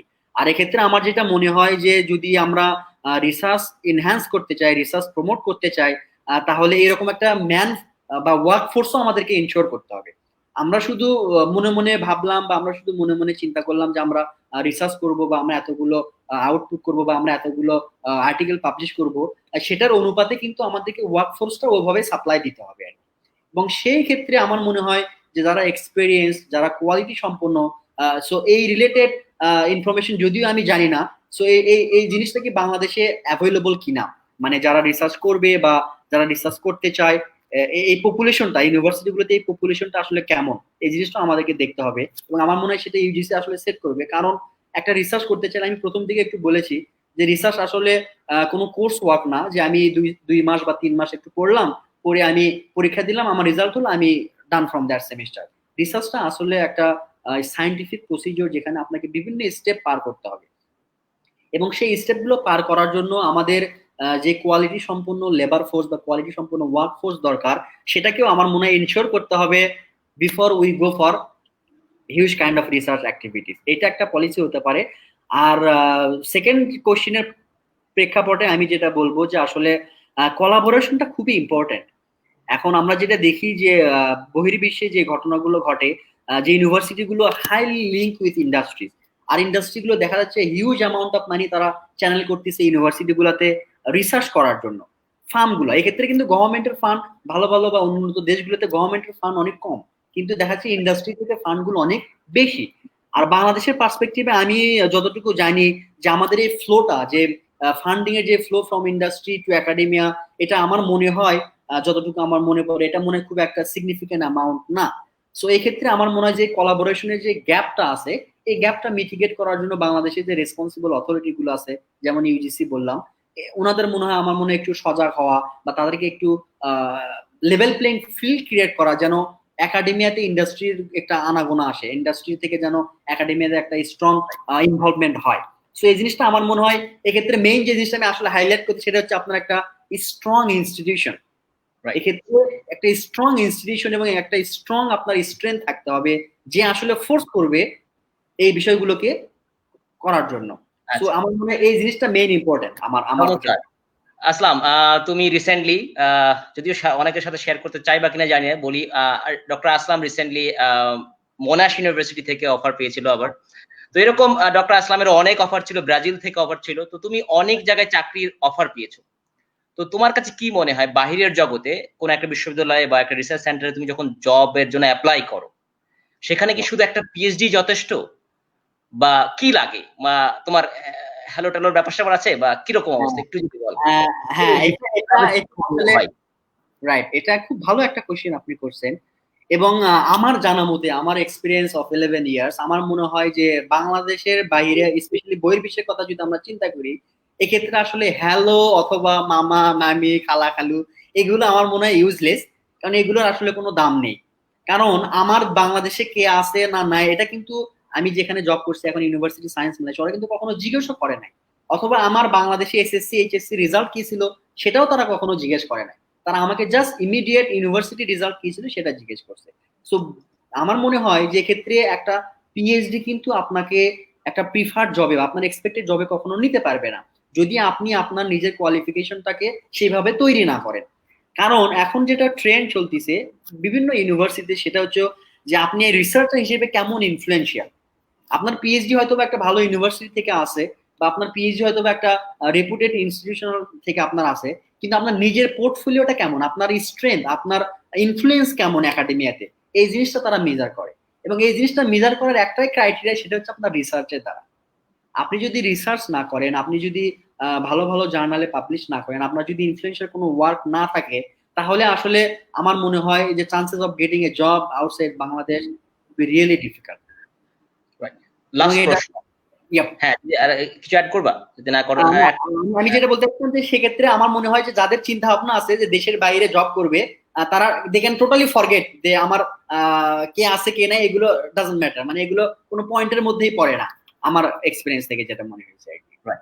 আমাদের শেষ প্রশ্ন, আমরা অনুষ্ঠান খুব একেবারে শেষ পর্বে চলে আসছে। আসলে আমাদের প্রোগ্রাম ছিল আরো শর্ট, কিন্তু এত চমৎকার ডিসকাশন হচ্ছে এবং তোমার এত ওয়েল উইশার, যে পরিমাণ কমেন্ট আমি দেখেছি সবাইকে রিপ্লাই করা হয়তো সম্ভব হবে না, তবে অনেকেই তোমার মানে ওয়েল উইশার বুঝতে পারছি, তারা তোমার দোয়া করেছেন, ভালো হওয়ারও এটা বলেছে। শেষ যে প্রশ্নটা, তুমি কাছ থেকে দেখেছো অনেক বিশ্ববিদ্যালয়কে র্যাঙ্কিং এ ভালো করতে, তুমি দেখেছো ইউনিভার্সিটি মালায়াকে, তুমি দেখেছো ইউএসএম কে, তুমি দেখেছো মালয়েশিয়ার বিভিন্ন বিশ্ববিদ্যালয়ে একেবারে অনেক 200-র উপর থেকে 100-তে আসতে, বা 300-400-র উপর থেকে 100-তে আসতে, একেবারে কাছ থেকে তুমি দেখেছো, স্টুডেন্ট হিসেবে, শিক্ষক হিসেবে দেখছো। বিশ্বের অন্য অন্য চায়নাতে বলো, কোরিয়াতে বলো, শত শত ইউনিভার্সিটি এখন তারা র্যাঙ্কিং এ আসছে। তো তোমার অভিজ্ঞতা থেকে খুব সংক্ষেপে যদি বলো যে র্যাঙ্কিং এ যেতে হলে কি দরকার, মানে একটু মানে কি দেখেছো তুমি, তারা কি স্ট্র্যাটেজি করে, দু একটা স্ট্র্যাটেজি তুমি একটু বলো, যারা মালয়েশিয়া ফলো করে বা অন্যান্য দেশ ফলো করে, দু একটা। এক্ষেত্রে আমার যেটা মনে হয় যে যদিও এখানে অ্যান্সার অনেকগুলো হবে, কিন্তু আমি জাস্ট একটা সিম্পল অ্যান্সার দিচ্ছি, সেটা হচ্ছে আমি একটু হাইলাইটও করছি আগে, যে র্যাঙ্কিং এর ক্ষেত্রে যে জিনিসটা দেখা হয় বা একটা ইউনিভার্সিটির প্রসপারাসের ক্ষেত্রে যে জিনিসটা মেইন ইনগ্রেডিয়েন্ট যেটা, সেটা হচ্ছে আপনার কোয়ালিটি সম্পন্ন ওয়ার্কফোর্স। আপনি যাদেরকে রিক্রুট করতেছেন তারা যদি কোয়ালিটি সম্পন্ন না হয়, তারা যদি ইনফ্লুয়েন্সিয়াল না হয়, তাহলে আপনি কখনোই র্যাঙ্কিং এ আগাইতে পারবেন না। এবং আমি যেটা, আপনি যেটা হাইলাইট করেন, আমি 11 বছরের সুবাদে মালয়েশিয়াতে যেটা দেখছি, যে কিছু কিছু university they perform impressive within a couple of years, এবং এটা একমাত্র পসিবল হয়েছে যে তারা এমন পলিসিগুলো ইমপ্লিমেন্ট করছে যেক্ষেত্রে তারা বেস্ট ইয়েগুলোকে নিয়ে আসছে, বেস্ট রিসার্চার বলেন বা যে ট্যালেন্ট গুলো ছিল তারা অ্যাট্রাক্ট করছে। আমি নিজে আমার নিজের এক্সাম্পল দিই, আমাকে এখানে রিক্রুট করা হয়েছে, তারা বুঝতে পারছে যে তাদের র্যাঙ্কিং এর ক্ষেত্রে হোক বা তাদের ইউনিভার্সিটির ক্ষেত্রে হোক, তারা একজনকে চায় যারা যে কন্ট্রিবিউট করতে পারবে towards research or towards teaching. So এক্ষেত্রে আমি যেটা একটা পয়েন্ট হাইলাইট করব সেটা হলো যে আমাদেরকে এনশিওর করতে হবে যে একটা কোয়ালিটি সম্পন্ন লেবার ফোর্স বা ওয়ার্ক ফোর্স ওই পার্টিকুলার ইউনিভার্সিটিতে আছে কিনা। উইদাউট দ্যাট আমরা যতই টাকা ঢালি, আমরা যতই পলিটিক্যাল ইনফ্লুয়েন্স বা পলিটিক্যাল ইয়ে করি, আমার মনে হয় কোনো লাভ হবে না। যদি আপনার ওয়ার্ক ফোর্স বা লেবার ফোর্স যদি কোয়ালিটি সম্পন্ন না হয়, তাহলে আমার মনে হয় যে আমরা যে পাবলিক মানিগুলো স্পেন্ড করতেছি, ট্যাক্স মানিগুলো স্পেন্ড করতেছি, এগুলোর আসলে রিটার্নটা অলমোস্ট নান। আর এনভায়রনমেন্টটা কিভাবে, মানে ইউনিভার্সিটি এনভায়রনমেন্টটা কিভাবে ইয়ে করে আর কি, Yeah, প্রভাব that's পড়ে? another aspect. এটা হচ্ছে আমরা যেটা আসলে বলে থাকি মাঝে মাঝে, সেটা হচ্ছে যে এনভায়রনমেন্ট একটা মেইন ইনগ্রেডিয়েন্টস, যেটা আসলে আপনাকে শেপ করবে যে আপনি কিভাবে এগোবেন। যেমন ধরুন মালয়েশিয়াতে এখন কম্পিটিশন চলতেছে উইদিন পাবলিক ইউনিভার্সিটিজ, যে এই পাবলিক ইউনিভার্সিটির র্যাঙ্কিংটা কেন কম হলো, ওইটা কেন এগিয়ে গেল। সুতরাং নিজেদের মধ্যে এই যে পিয়ার কম্পিটিশনটা, এই কম্পিটিশনটাও কিন্তু আপনাকে পুশ করতেছে। রাইট। এক্ষেত্রে আমাদেরকে এনভায়রনমেন্টটা ইনশিওর করতে হবে। তারপর healthy competition, healthy competition. Exactly. So এটা যদি না থাকে তাহলে কিন্তু আপনি প্রোগ্রেস করতে পারবেন না। কম্পিটিশন এখানে অবশ্যই থাকতে হবে। এক্ষেত্রে একচ্ছত্রভাবে কোনো ইনস্টিটিউশনকে বা কোনো ইউনিভার্সিটিকে একচ্ছত্রভাবে কোনো অধিকার বা কোনো পাওয়ার দেওয়াটা আমার মনে হয় মানে কাইন্ড অফ ড্রব্যাক হবে। সো এক্ষেত্রে আমার মনে হয় লেভেল প্লেইং ফিল্ড ক্রিয়েট করতে হবে, যেক্ষেত্রে সবাই কম্পিট করবে, এবং কম্পিটিশনের মাধ্যমে আমরা নিজেদের মাধ্যমে কম্পিট করব এবং বিশ্বের অন্যান্য ইউনিভার্সিটির সাথেও কম্পিট করব, এবং এভাবে আমরা আসলে উপরের দিকে এগোতে পারবো। প্রিয় দর্শক শ্রোতা, আপনারা অনেকে আরো প্রশ্ন করেছেন, কিন্তু আসলে সবার প্রশ্ন এই মুহূর্তে জবাব দেওয়া সম্ভব হচ্ছে না। আমরা একেবারেই অনুষ্ঠানের শেষ পর্যায়ে চলে এসেছি। আমাদের দর্শকের পক্ষ থেকে এবং আমার ব্যক্তিগত পক্ষ থেকে, লিঙ্ক উইথের পক্ষ থেকে আন্তরিক কৃতজ্ঞতা জানাচ্ছি। ডক্টর আসলামকে ভালো করো, আরো বেশি এগিয়ে যাও, কারণ তুমি যেখানেই যাবে সেখানেই বাংলাদেশের পতাকা উড়বে। সেটা হচ্ছে আমাদের সবচেয়ে বড় কথা। ট্রু অ্যাম্বাসেডর হিসেবে এগিয়ে যাও, আমাদের জাতির জন্য, দেশের জন্য কিছু করার চেষ্টা করো, আমাদের ইয়াং জেনারেশনের জন্য চেষ্টা করো। প্রিয় দর্শক শ্রোতা, আপনারা যারা দেখছেন, যারা ইয়াং মানুষ, আপনারা অবশ্যই আমাদের সাথে যোগাযোগ করতে পারেন। আপনারা অবশ্যই ডক্টর আসলামের সাথে যোগাযোগ করতে পারেন, অনেকের সাথে যোগাযোগ করতে পারেন অবশ্যই। তবে যে জিনিসটা করবেন, যেই সাজেশনগুলো ডক্টর ইসলাম বা যেই উপদেশগুলো দিয়েছেন, সেগুলো আমার মনে হয় আমাদের পড়তে হবে, পড়তে হবে আর পড়তে হবে। যত একটু জানার পরে অ্যাপ্রোচ করলে তাহলে তাদের জন্য, কারণ আমরা সবাই ব্যস্ত থাকি। ডক্টর আসলাম প্রচন্ড অত্যন্ত ব্যস্ত, আমি বলবো বিভিন্ন কাজ নিয়ে ব্যস্ত থাকতে হয়। তো সেই জায়গা থেকে এন্টারটেইন করা হয়তো সম্ভব হবে না সব সময়। এই জন্য একেবারে সার্টেন যে প্রশ্নগুলো, সেগুলো নিয়ে আপনারা আসবেন, অ্যাপ্রোচ করবেন, তাদেরকে ফেসবুকে পাবেন, সব জায়গায় পাবেন। এরকম শত শত বাংলাদেশিরা সার্ভ করছে বিভিন্ন দেশে। তো আপনারা তাদের সাথে যুক্ত হবেন, এবং আমরা চেষ্টা করব প্রতি সপ্তাহে ঠিক একই সময়ে, শুক্রবার রাত 8:30 বাংলাদেশ টাইম, মালয়েশিয়ান টাইম 10:30টাতে আপনাদের সাথে আরো একজনকে, বা প্রতিনিয়ত বিভিন্ন দেশ থেকে একজন স্কলারকে নিয়ে আসার জন্য, যারা আমাদের সাথে কথা বলবেন, আড্ডা দিবেন, এবং কিছু উপদেশ থাকবে আপনাদের জন্য। সবার জন্য শুভকামনা থাকলো। ডক্টর আসলাম, যদি এক লাইনে কিছু বলো সবার জন্য। এক লাইনে যদি আমি কিছু বলতে চাই, সেটা হচ্ছে যে আপনি যদি মূলার বীজ রোপণ করেন তাহলে কিন্তু আপনি মূলায় পাবেন। সেই ক্ষেত থেকে আপনি কিন্তু কখনোই অন্য কোনো ফল আশা করতে পারবেন না। সো আমরা আমাদের জীবনটাকে যেভাবে দেখতে চাই, আমাদেরকে কিন্তু ঠিক ওইভাবেই পরিশ্রম বা ওইভাবে আমাদেরকে কাজ করতে হবে। আমি মূলার চাষ রোপণ করে আমি কখনোই গাজর আশা করতে পারি না, বা আমি কখনোই অন্য কোনো ফল আশা করতে পারি না। তো এই জন্য আমার যেটা পরামর্শ ইয়াং স্টারদেরকে, যে সবাইকে চেষ্টা করতে হবে, চেষ্টার কোনো বিকল্প নেই, এবং তোমাকে সবারই বেস্ট ইফোর্টটাকে দিতে হবে। এবং এটা দিলে আমার মনে হয় যে success, even as I highlighted before, it will come today or tomorrow, just matter of time.